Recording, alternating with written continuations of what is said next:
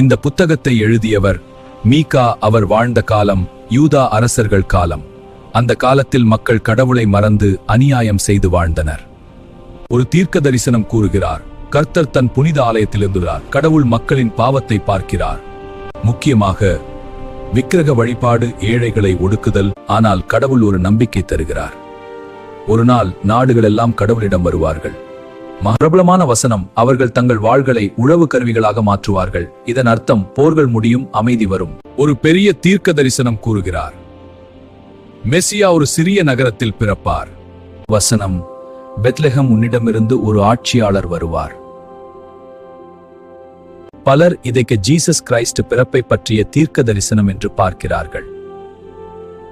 கடவுள் மக்களிடம் கேட்கிறார், நான் உங்களுக்கு என்ன தீங்கு செய்தேன்? அவர் ஈஜிப்டிலிருந்து விடுதலை, அவர்களுக்கு கொடுத்த ஆசீர்வாதங்கள். ஆனால் மக்கள் கடவுளை மறந்துவிட்டனர். அப்போது ஒரு பிரபலமான வசனம் வருகிறது, மனிதனே, நல்லது என்ன என்பதை கர்த்தர் உனக்கு காட்டினார். கடவுள் விரும்புவது நீதியாக நடந்து கொள்ளுதல், இரக்கம் காட்டுதல், கடவுளோடு தாழ்மையாக நடப்பது. மைக்கா தனது காலத்தை பற்றி வருந்துகிறார். அவர் சொல்கிறார், நல்ல மனிதர்கள் குறைந்து விட்டனர். ஆனால் மைக்கா நம்பிக்கை கூறுகிறார், நான் கர்த்தரை நோக்கி பார்க்கிறேன். அவர் நம்புகிறார், கடவுள் தன் மக்களை மீண்டும் காப்பாற்றுவார். புத்தகத்தின் முடிவு.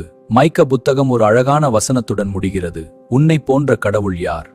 கடவுள் பாவத்தை மன்னிக்கிறார், மக்கள் மேல் இரக்கம் காட்டுகிறார், தனது வாக்குறுதியை நிறைவேற்றுகிறார். கடவுள் பொறுமையுள்ளவர், ஆனால் நீதியானவர்.